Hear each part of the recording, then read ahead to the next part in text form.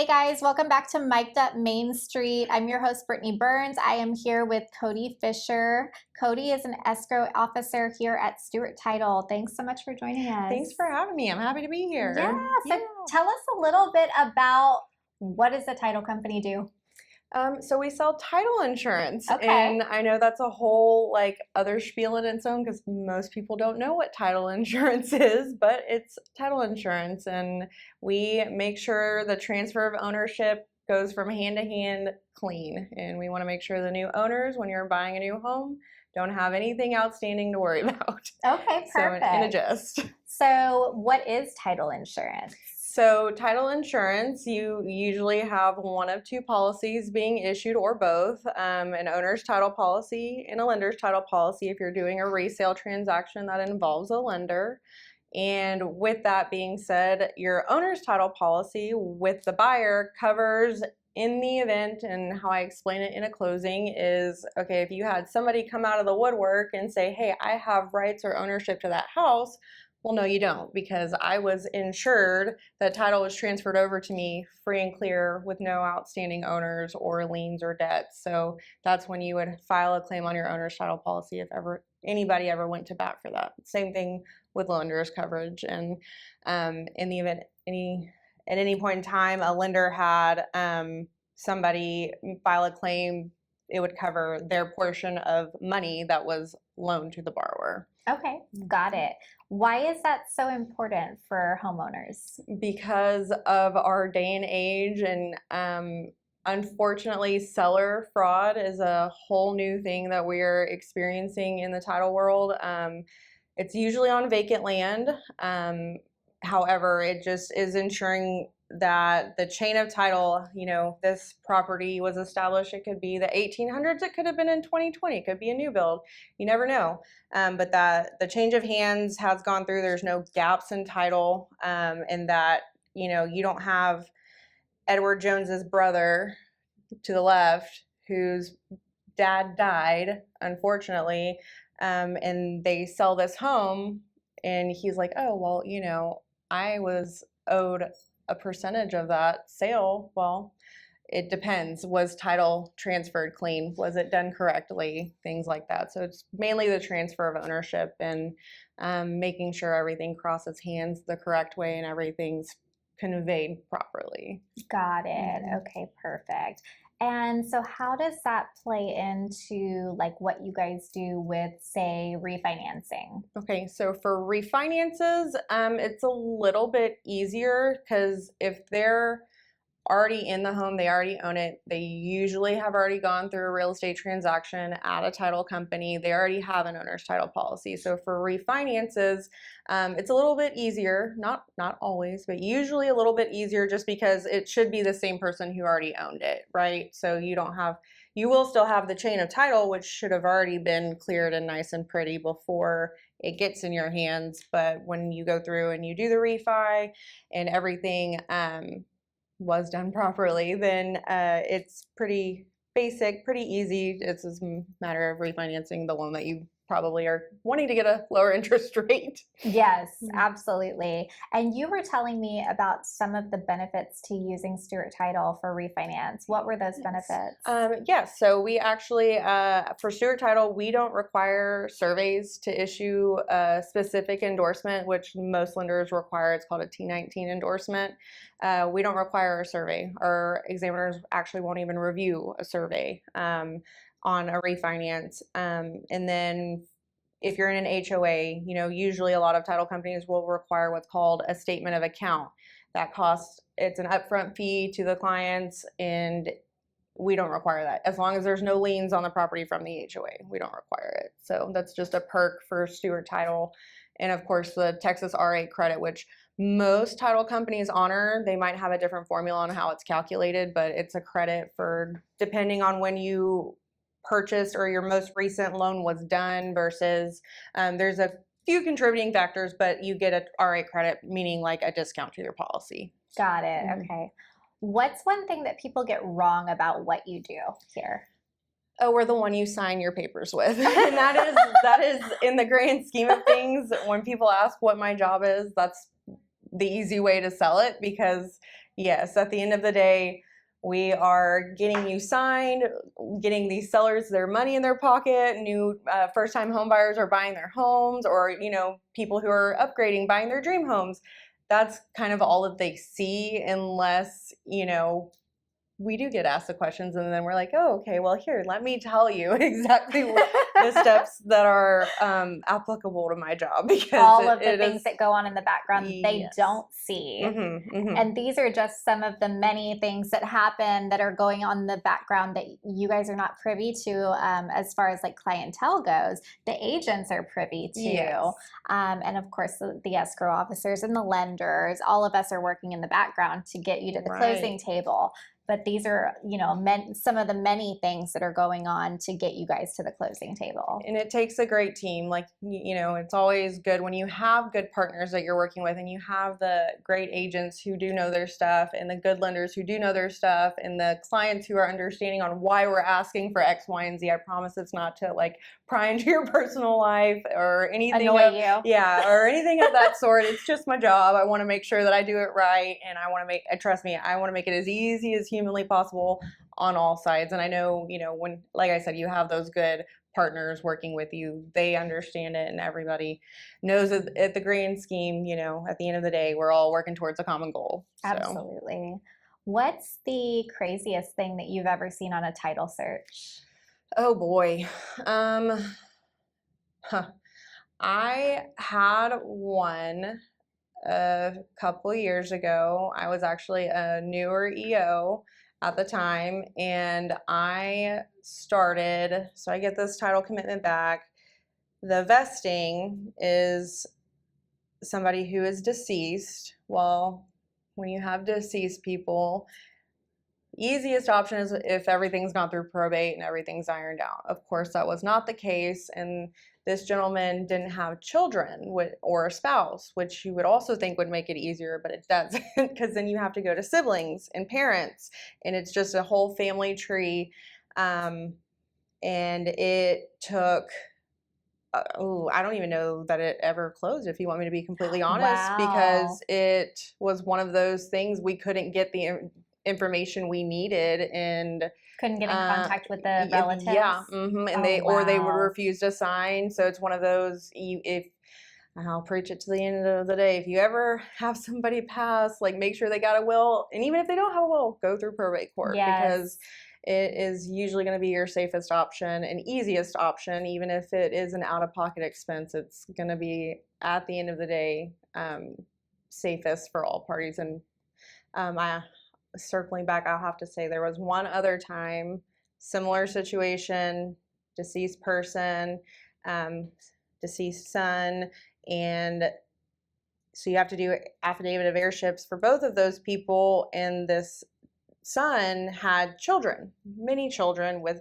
many different people, and we discovered a sibling that nobody knew about prior to. So that was definitely an interesting one, and I can't tell you what kind of rabbit hole I went down just to try to locate this child that nobody knew anything about. Oh so my gosh. It was definitely, yeah. Did you succeed? I did. And we did have to get an attorney involved, because it's one of those, like, I was reading newspaper clippings from I don't even know, it was probably 40 years ago, newspaper clippings and articles. I read hundreds, if not thousands of them, just trying to piece together, because they're in a different state.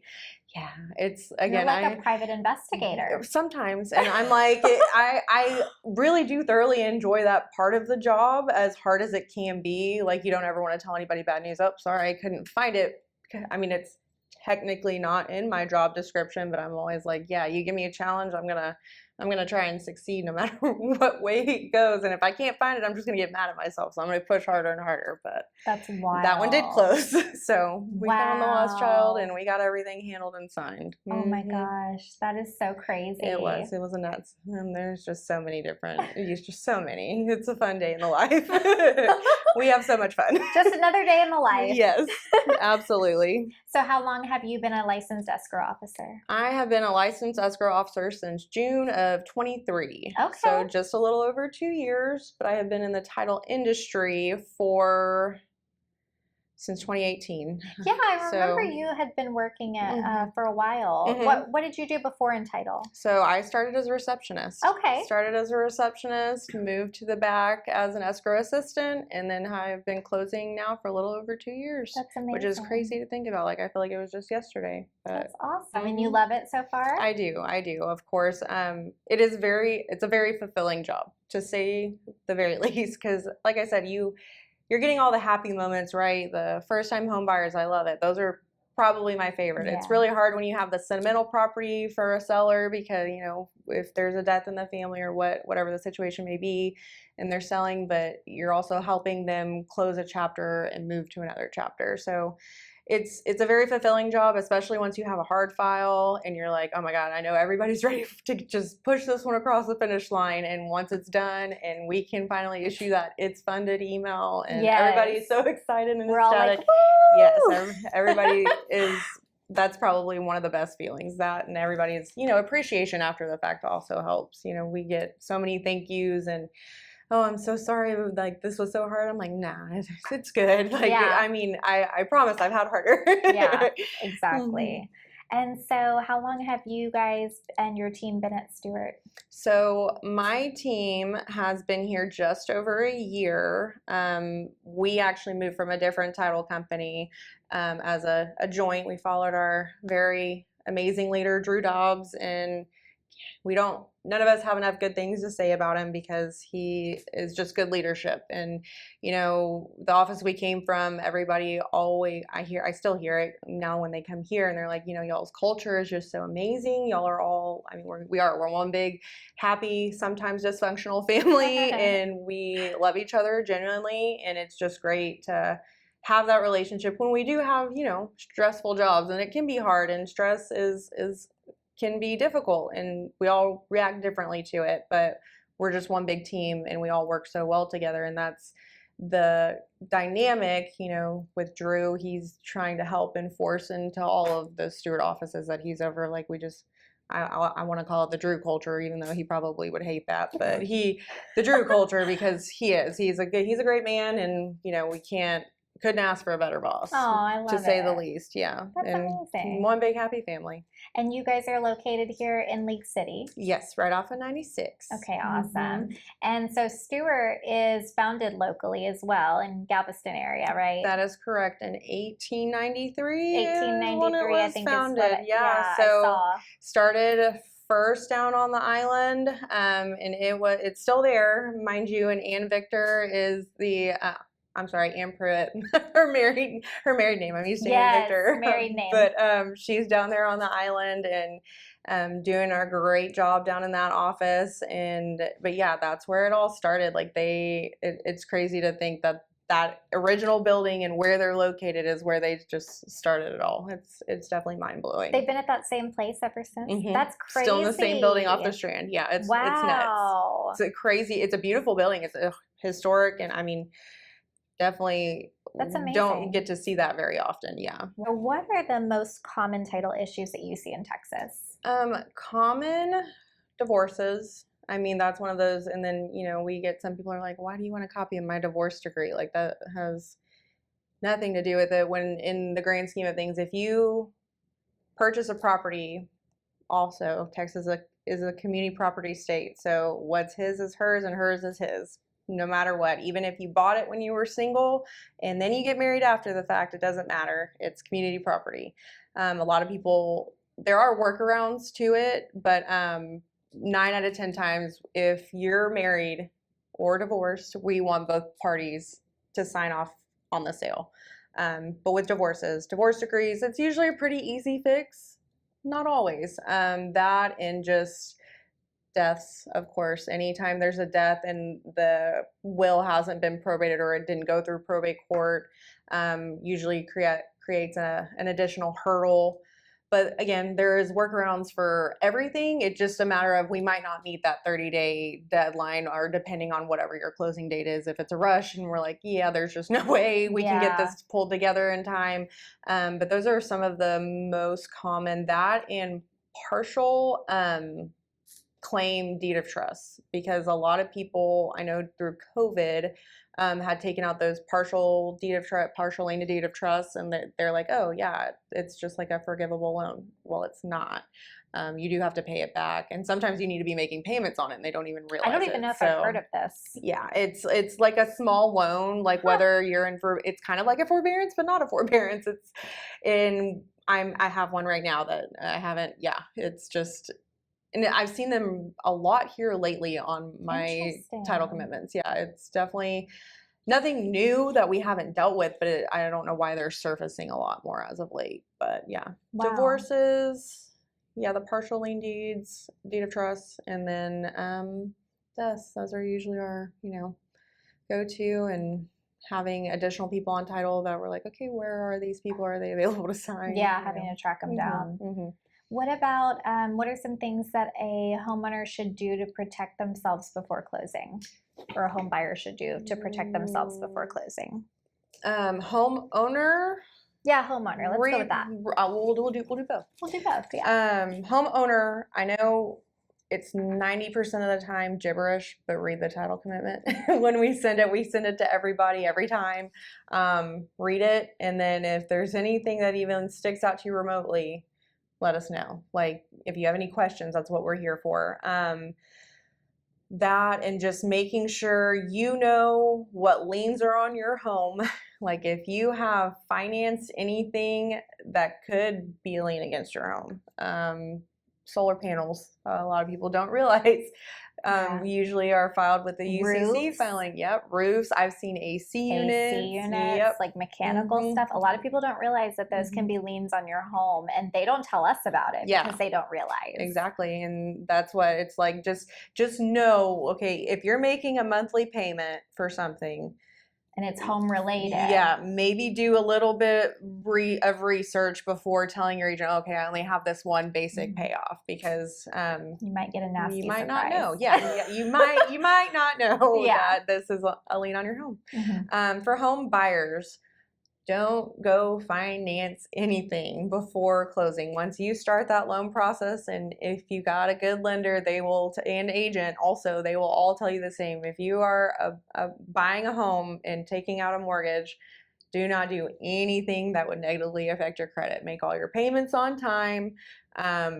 Don't open up any new lines of credit. Don't go finance furniture for your new home, or don't go buy a car or anything like that. Even if it's just like a small amount, don't do it. Don't open new lines of credit. Like, even if it's just $500 and you think, oh, it's just this little line of credit, don't do it, because it could affect your debt to income ratio. Exactly. And that also goes back to like making deposits. Like, now we're in this day and age where, Venmo, Cash App, all of those things are a real thing, right? We all do. I know I do it. And I'm sure, everybody else is very much in that life. Like, don't make any large deposits that can't be sourced, because that could be a red flag with your lender. So anytime you're trying to move any kind of money, I always say just check with your lender first. Make sure it's okay. You just never want something small to mess everything up. And on that same note, I know we stress this a lot and lenders stress this a lot, but I've still had people do it. Don't quit your job before closing. Please don't change jobs in the middle of the contract. Yeah, don't do it. Please don't do it. And if you have any change in marital status, that's another thing. I mean, we've seen people who are maybe in the middle of the divorce and they just haven't told anyone. Again, all of the things, because with Texas being a community property state, most lenders want your spouse to sign off, even if you're in the process of getting divorced. They usually want them to sign off. Same thing with title. Like I said, if you have a seller who's selling, even in the middle of it, we usually want them both to sign. So it's just... I have had that happen to me. A buyer that told me he was not married, he was single, and they were just separated. They were actually still legally married, but they had been separated for a very long time. So he considered himself to be single and not married. Right. But they were not officially divorced. Yep. So he told me one thing that was not the factual, paper evidence, data, you know what I mean? And so he was under contract on a house, and we couldn't get it for him because we ended up finding out, title ended up finding out that he was married. Yep. I've seen it happen probably And I'm just too many like, times. dude, you told me you weren't married. Yeah, because it's like what spouse that isn't your spouse is going to sign off Yeah. on this loan that they're like they have no idea about and it doesn't even apply to their life. You know what I mean? Exactly. So yeah, you just got to think about all the big picture. You might not think it is, oh, well, we've been separated for however long, we just never got a divorce. It doesn't matter. Like if you are still legally married in the state of Texas, you're going to get a red flag somewhere, and hopefully it's sooner rather than later. Yeah. But one way or another, it's going to get caught. It's going to get caught. It's Mhm. going to come up somewhere. Better to be honest at the forefront Absolutely. of it. Like, hey, I know it seems like we are going through all your entire personal life. There is a reason behind it, I promise. That's why we're all Very best friends by the end of true. it, okay? Exactly. That's why we know everything about you. Mhm. Exactly right. What should buyers expect when they come to the title company to sign off on the final closing day? Have your signing hand ready. Okay. Do some hand workouts because you're going to usually have quite a bit to sign. Not always. We're slowly seeing lenders transition into some hybrids. Some are doing like full electronic. We'll see if that kind of keeps trending that way. Trust me, we're tired of killing the trees just as much as everybody else. Even the hybrids, the packages yeah. can still be pretty thick. Yeah, but yeah, come with your sign in hand ready, bring your driver's license, and know your cash to close final number. And how to get it here, because you're usually going to bring it to your title company, wherever you're closing at, and you're going to need to have that either in hand or already wired over. Bring your sign in hand and your driver's licenses. Not expired. That's a big one. Mm-hmm, Have had that one happen too. Yep. You have to have some U.S. identification that is valid. No expired passports or anything like that. And do they get the keys right after they sign off? Depends on the lender. So some it will table fund, which means, okay, after buyer and seller have both signed and title has all the money, we're automatically funded. We love those. Those are great. Yeah. There is a waiting period where they need to review all the documents, make sure it meets, all their expectations and checks and balances. And then the lender is the one who issues us the authorization to release keys and fund. And then you're officially the owner of the home. Love that. Love it. And so I usually tell people that could take anywhere from 15 minutes to several hours. Our goal is same day funding, of course, but we're at the mercy of the file being reviewed if it wasn't table funded and going through the chain of command that it needs to go through and being dispersed from there. Yeah, and also depends on what time they sign, right? So like if they're signing later on during the day, I'm really good about trying to get everybody before 3, because anytime after 3, it's a toss-up, and depending on the lender and if it table funds or not. So definitely try to be prepared as far as making sure you know what to expect. I have a little template that I send out when I send out my final statement with your final figure. Reminder about the driver's licenses to both parties, because that applies to both buyer and sellers. You need both. And then again, for sellers, you need to have their banking information unless they want to check, which I have seen happen.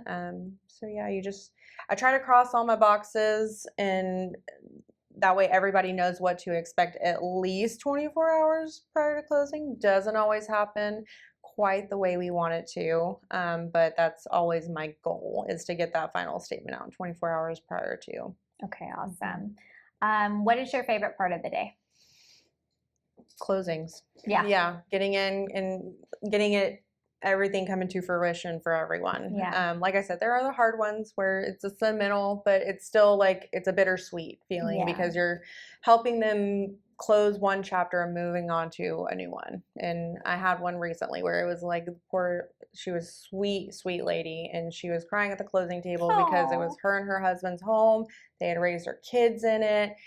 It was very, very emotional, and she, at the end of it, just thanked me, and she was like, because she's going to go live with her son and stay with her son, and I was like, y'all are going to get some bonding time. It's going to be great. And yeah, she was as sweet as can be, and she, at the end, was just like, thank you so much. I appreciate it. And I was like, you're going to make me cry. Like, we can't. That's so cute. That's what I'm here for. You know what I mean? That's adorable. I love it. Yeah. It's always, I think closings and funding, like once we get that funded email out, everything's finalized and secure. It's definitely the good part of the day. Love that. And what do you like to do outside of work for fun? Oh man, with 3 girls, I have girls, 3 man. daughters. Oh man, yeah, it's a busy life in the Fisher house. Pray for my husband, because Lord knows he's got a lot of estrogen running around. But yeah, I mean, we're very. So my oldest is in volleyball, my middle's in soccer, and we're waiting to get the little one in t-ball. So hopefully, a matter of time before that happens. So you're also insane. Yeah, just a little certifiably. Yeah, just partially. Yeah. So other than all the sports with my kids and hanging out with my kids, crazy. yes, chicken with my head cut off, but for the most part, I got it together. But reading, I'm a huge reader.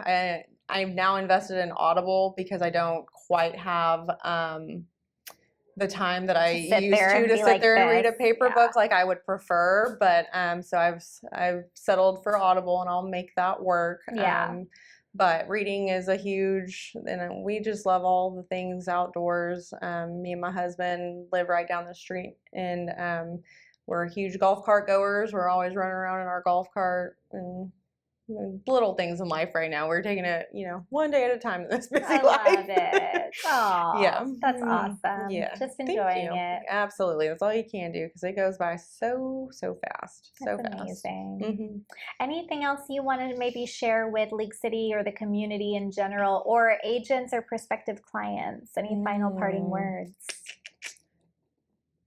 Research who you work with, I think, is a really good piece of advice that I can give. I don't know of any new and upcoming things in League City, even though we had gone to a city planning thing a couple months ago. There's nothing really upcoming other than all the new developments that are going in. I feel like that's been going in. Yeah. Other than that, just do your research. Joe Schmo's dad could have used this realtor 15, 20 years ago, but they might not be all that they say that they were. You know what I'm saying? Look up. Reviews are always really good. Referrals, word of mouth is great, of course. And that's another thing I always tell buyers and sellers. When you have a good agent, tell all your friends, tell your family, tell everybody. Their name needs to be out there, absolutely, because it's important.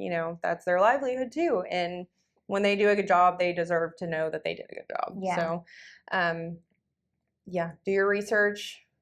That's really all I got on that.